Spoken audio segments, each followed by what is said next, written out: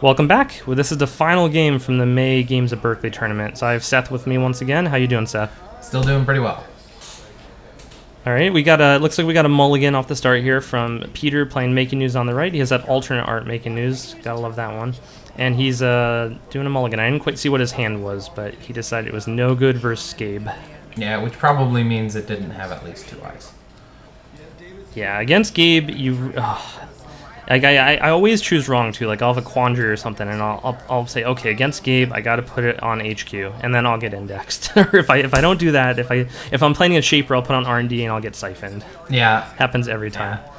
I mean, half the time I'll ice one or the other, and then just be like, okay, siphon out of Kate to my opponent, and you know it happens most of the time. Oh my God, did you see that opening? That is a beautiful opening hand, and it's a.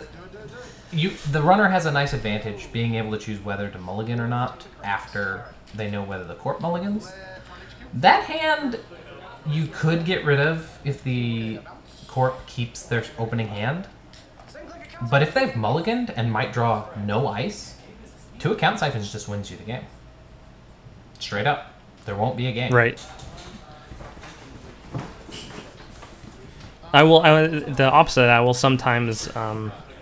Okay, so that's a pretty strong opening ice there for Making News. I mean, you'd rather have... I think he should have reversed those ice. He should have put Caduceus over HQ. Do you agree with that? Because then you can dump your cash into the trace. Right. You could dump it into the trace, and you could also probably just end the run too. So yeah, Martin is playing out. He let Peter get his money back from the Caduceus. You don't like to see that, but at the same time, he was, I think, too low on money at that point. Yeah, well, he didn't want to lose money when he had a sure gamble in hand. So we got one of the data suckers down. But yeah, and that's the end of the turn. Yeah, I especially would have reversed it because I think Eli is the absolute #1 best ice in the game to go on R&D right now. Absolutely, yeah. R&D exploitation is a lot of like, you want to make it expensive, I think is a good way to summarize it. Yeah, and if my opponent in the early game wants to spend 3 clicks to hit R&D, I'm happy with that. That is an absolute boon. Absolutely, for random access, yeah, that's totally worth it. HQ against Gabe, I will sometimes, especially with the data sucker out, like right now, I will very often just run in there and click through. Oh, okay, so we got a siphon. Yeah, that'll happen pretty quick. Yeah. So the money's gone, and I don't know if he is worried about the tags here. He's not going to clear them, so he's just going tag me right off the start. Yeah, I mean, this is sometimes a risky thing to do against NBN especially. Yeah, but there's a decent chance that NBN Making News is not running very much tag punishment because it gets in the way of the Astrobiotic plan, and a lot of them run that.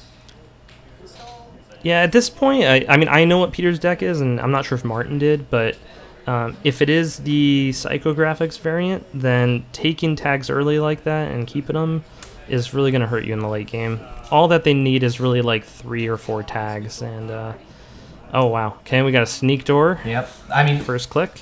The power of Gabe, of course, is you just want the game to not go late. You don't want there to be a late game at all. Right, he wants to pull some agendas here. He's dancing around him. I think there is at least one agenda in HQ. I'm having a hard time seeing Peter's hand here. Yeah. Well, Gabe will go for it regardless. He gets the money for it. And there we are.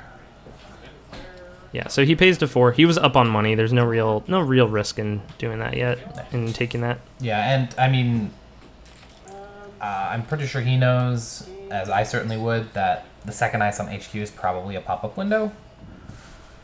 Or something like a toll booth that he can't afford to res, and he has another account siphon waiting in the wings. Man, a pop-up window would be really bad because that will give Peter money before the siphon. I would hope it's not a pop-up. I think a pop-up would be better on R&D in this situation. As do I. Oh, and there's a close account. Yep. He slams it down. But, I mean, there's another siphon that can come in. Yeah, and it would not be hard to get into HQ at this point. Yeah, I mean, it costs him 0 credits.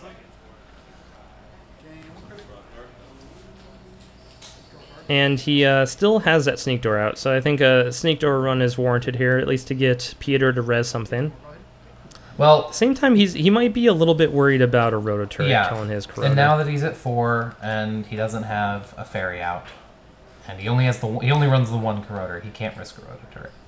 Right. Yeah. You have to have a ferry out at this point, or I don't know, like a Fem would do it too, but he needs that out to protect his corroder. So this is his comeback mechanism here. If he gets low on money, he uses Armitage to get it back. Yeah, that's it. This is not a very good start for him, and much worse than I would have expected from that opening hand. Yeah, well, I think that closed accounts really shifted it. It was a closed accounts followed by a hedge fund. Yeah, closed accounts is a really important card to have against this matchup. Yeah, absolutely. I think you only like 1 or 2 of them is fine in an NBN deck. 2 if you're really worried about Siphon. Of course, in this situation, the upcoming bad times would have been at least as crippling. Yeah, well, I guess that would have killed his Sneak Door. And I don't know if that's that bad. Like, it does suck to lose your Sneak Door, but you wouldn't lose your Corroder in that situation, unless you play 2 of them. Which seems less likely to happen. And what's your bet that that's an Astroscript down there? I don't know his playstyle well enough to really be strong. But I think after he didn't make the Sneak Door run, after Martin failed to make the Sneak Door run, I'd be really tempted to put the Astroscript out there. Right, yeah, you're seeing that they're a little bit apprehensive towards running. The inside job is always a risk, but to score an Astroscript, sometimes it's worth that risk. You generally have to take a risk at some point, even if that risk is having enough money around to Biotic Labor it, and that's a risk against Gabe. So this is a really good opportunity to make the call. But I don't know, it could just be a SanSan City grid. That's a really good call too. So we got a Sneak Door here for the first click, and there's another Caduceus. Ooh, Martin. Making News loves their Caduceus. Martin did not want to see that. So he's boosting the first one. I think it starts at a Trace 3. Is that? No, it starts at a Trace 2, I think. Trace 2 for 3, and then Trace 3 for end the run. I believe it's the other way around, but regardless. Okay.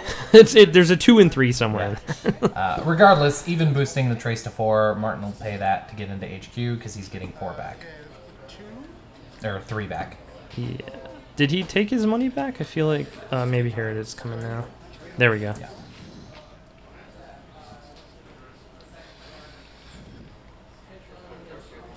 Okay, it's just a Jackson Howard then. Yep.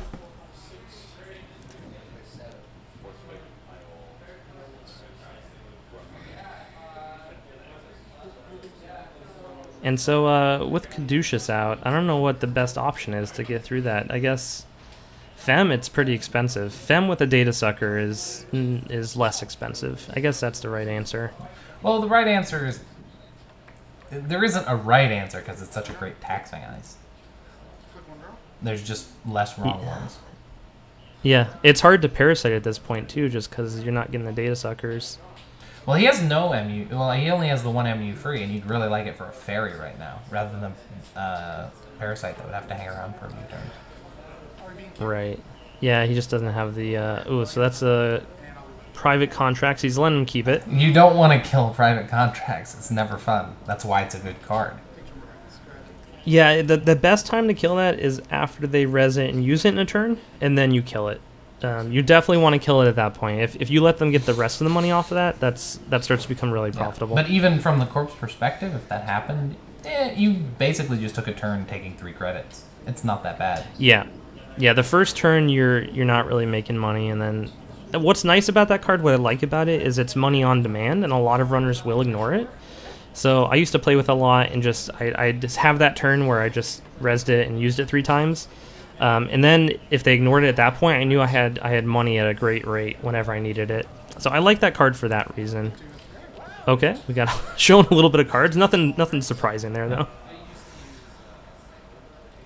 And we have a Knight out. So it looks like we might have a Siphon coming in. It's either going to be for a Siphon, or he thinks that's an Astroscript that just got in. No, he's already seen that card, so it's got to be a Siphon. Yeah, it looks like a Siphon. So he first clicks special orders. It was a special order, yeah. Special order, install, and then siphon for the third click. And we're trying to decide here if he wants to res. Yeah, he looks like he has a stack of money there, so he must have enough to get through. Ooh, does he have enough to get through everything?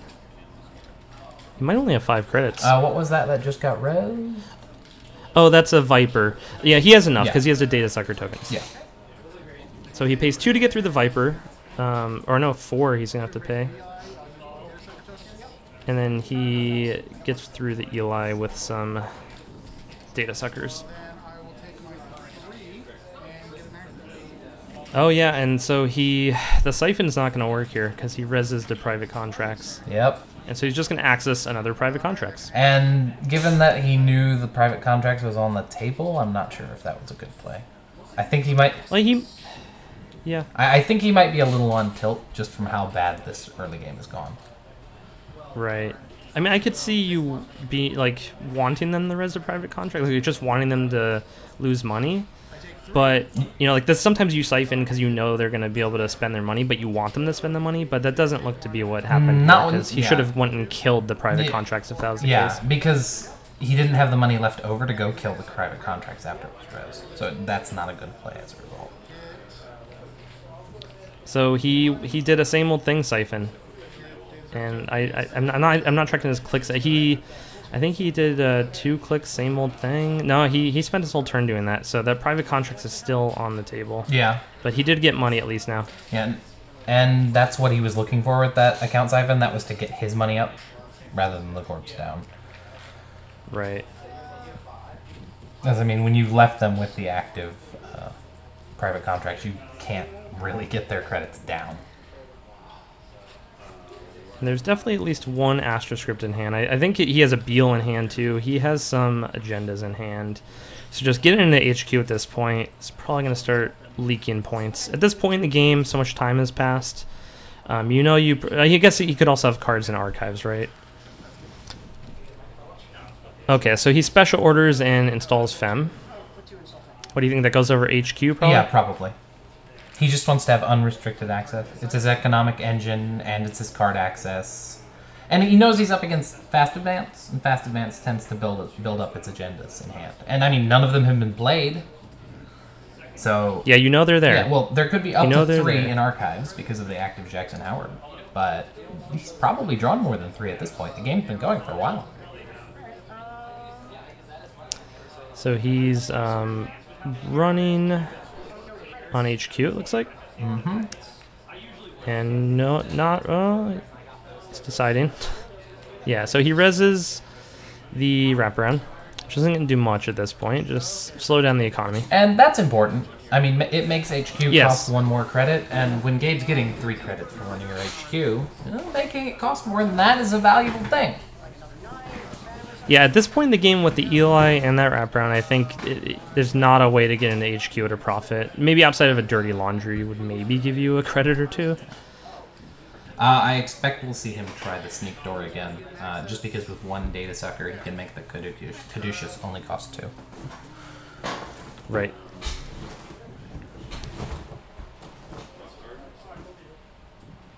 And it would be good to start building up some data suckers. Well, that wouldn't build up any data suckers because he'd need to use 1 to save 2 Oh, credits. no, you're right, because he'd have to use 1. Yeah, I feel he needs to get data suckers, though, somehow. Just to... I think what he's going to want to do soon is probably get a Parasite on the R&D or on the archives to get cheaper runs. Unfortunately, that would require... He's going to at least try the Sneak Door before he does that, because doing that's going to require getting rid of the Sneak Door. Right. There's no real good option here to get into a central server. Build up data suckers. That's why Caduceus is such a good ice for making news. And Draco is also pretty good. So he just spent all of his money on the Draco. That doesn't make... he brought it up to 3 strength. Yeah, you want the strength to be as high as possible against Femme Fatale. Okay, I thought he only had 3 money, so I was trying to figure out why he'd bring up to 2 strength. But he wanted it at 3 strength just to cost Femme, or just to prevent a data sucker. Yeah. And so Martin just takes a tag and ends the run. He already had 4. The 5th isn't that big of a deal. Yeah, it also doesn't really, I mean, I don't know, it doesn't really look like a psychographics deck yet, or at this point. I think we would have seen an agenda score if it were. Yeah, I mean, that's what I'd certainly be thinking if I was in Martin's seat. The only, I mean, I've seen everything looks like he should have SanSan in this deck. He's running the private contracts and the Jackson Howards. It's like, it seems like he should be going wide. And he's seen a lot of influence. I haven't counted it up, but I wouldn't be surprised if he could pretty safely discount Scorched Earth at this point. Oh, he absolutely can. He's actually seen too much for Scorched Earth to be an issue. Like, if you assume there's 3 Caduceus, and there should be, that's 6 influence by itself.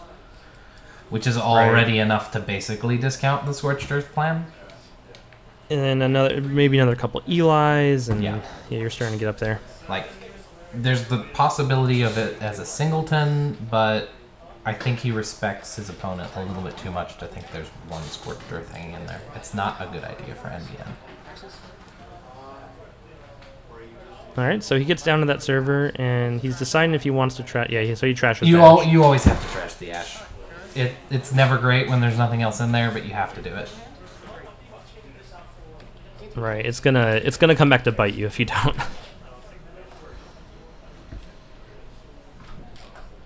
And we got the Corp just making some money. No more private contracts, though. Those ran out. And what is Martin drawing for here? I'm not entirely sure. He could be going for an indexing, because if he gets together like 4 or 6 credits, he can easily index and grab some agendas. I guess I can't remember. Honor and Profit wasn't out at this tournament yet, I don't think. Have we seen Honor and Profit? Oh yeah, Planned Assault we saw, right?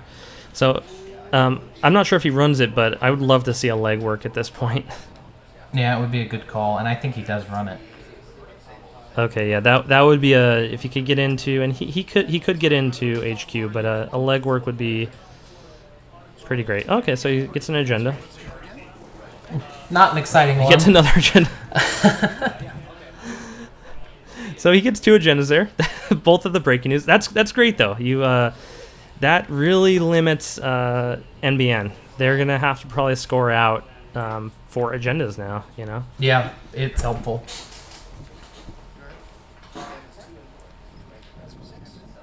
Oh, so he's gonna score out an AstroScript here. Yep. And Martin's probably thinking, where has this been? Right. But unfortunately, unless a pop-up gets rezzed on this, he's not going to have enough money to score out another AstroScript. So he just sees a pop-up on R&D there. Okay, now I'm convinced he was digging for an indexing, which I know he runs, because he... Oh, we just drew a legwork. Ah. Well, he needs a little bit more money. He needs a little bit more money before he can pull it off. Yeah, but he's got a turn here. Okay, yeah, so that was Oh, he did have... Okay. Yep. Yeah, sure, he did have enough for that. I did the math wrong there. That's unfortunate for Martin. Because if he had a little more money last turn, I think he could have legworked in HQ. And I'm actually pretty sure there's another one in there, because it's the only reason taking 1 credit makes sense. He used this AstroScript token rather than build up a second AstroScript token to get that 1 credit. Yes, right. Well, what would his other click been? Like, what would he done with that click otherwise? Well, no, I mean, he would spend it advanced. Because he only had one. Oh. He only had 1 credit. Yeah, you're right. So okay. To score out that AstroScript, yes, I think he didn't have another option, but he could definitely be signaling. Yeah. So at this point, so I think he just ran on the Jackson. Yeah, either that or on Archives itself. And, you know, just forced him to say, hey, there might be 4 in there. There's been so many cards. Right. It would probably have been nice if he did that before a lot of those R&D accesses. Yeah, or at the time, I think. The thing is, when he was making those R&D accesses, yeah, the turn when he ran R&D and saw a card that wasn't an agenda, I would have liked to run Jackson then, so I could get another R&D hit. Right. But it might also be that he's finally drawn into the indexing, and he wants Jackson off the table, so it can't turn off an indexing. Right, yeah, that's a good point. It doesn't look like he has it in hand yet, but I could be wrong. Well, it's definitely one of his plans for the future. Wow, look at that Astro Train go. Yep, he apparently... It looks like he had all three of them in hand for that whole game. Yeah. Man, a legwork could have just taken all this. Yeah. And now Martin knows that his money is not long for this world.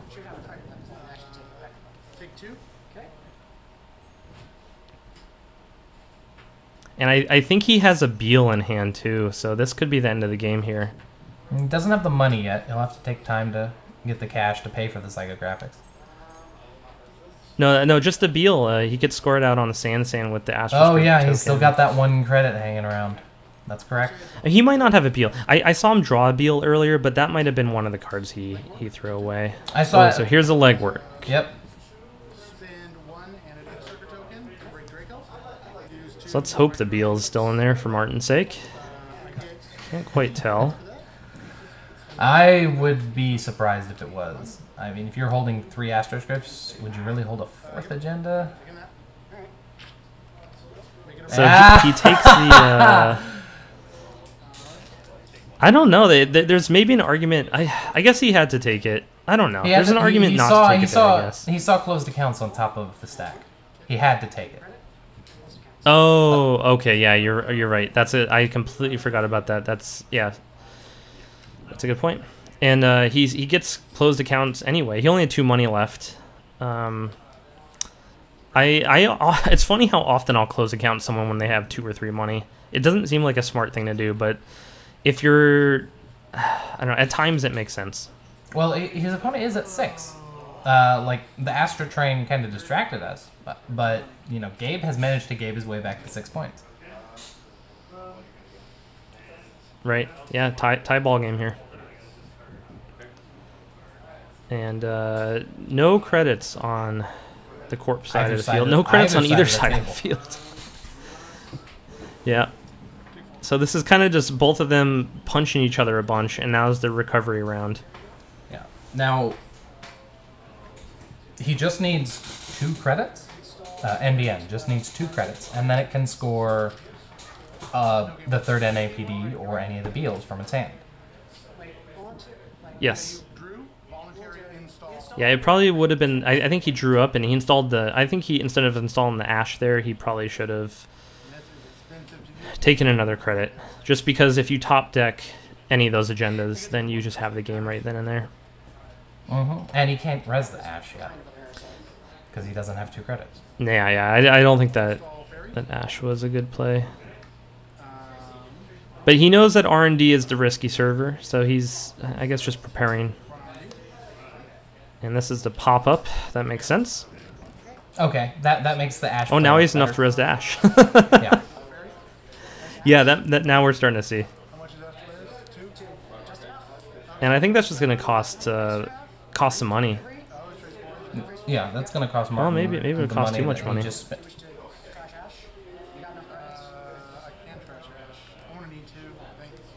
you have the making news credits as well. I'm not sure if I assume they probably counted for those. Yeah, well, I mean, the Trace Fire. But he's still... access. Right. Ooh, this is starting to look good. That's a big deal. That's a really big deal. Wait, did he just sweep for... I assume. Oh, he sweep for 2 money. Okay, fair enough. Which is plenty. Yeah. That's plenty. Yeah, that's all he really needs at this point. In fact, I wouldn't want more than 3. And Martin's game plan... Right, because that would be Martin's game plan at this point seems to be to just try and get into R&D every turn. Just try and get an agenda off the top. Yep. He knows that HQ does not have an agenda. Yeah. And I can only assume that now that unfortunately 3 credits, he's just going to draw 4 cards every turn until he finds one. Yeah. HQ is harder to get into at this point.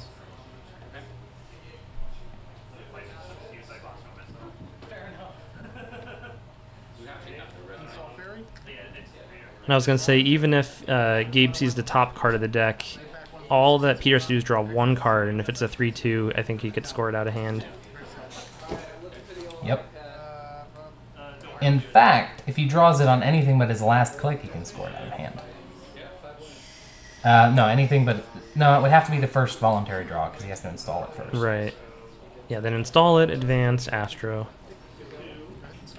He got it. So he had... I'm not sure when he drew that Beal, but he drew a couple cards in the previous turn, so he must have got it then. Yep. He can put it down on the turn he put the Ash down, probably, right?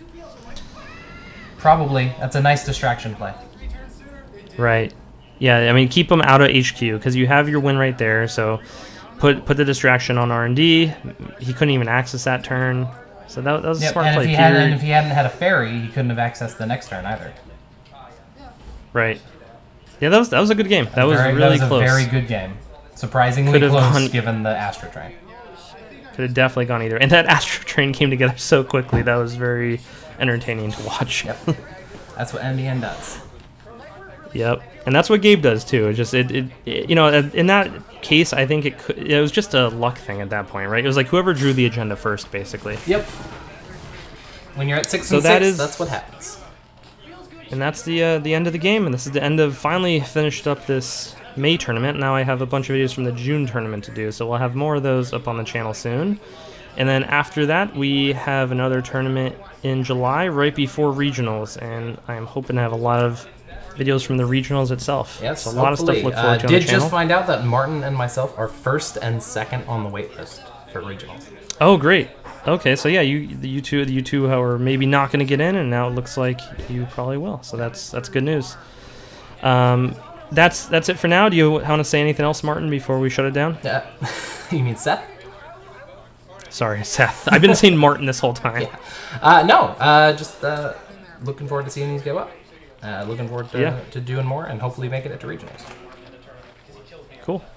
All right. And thanks everyone for watching. We will have more soon.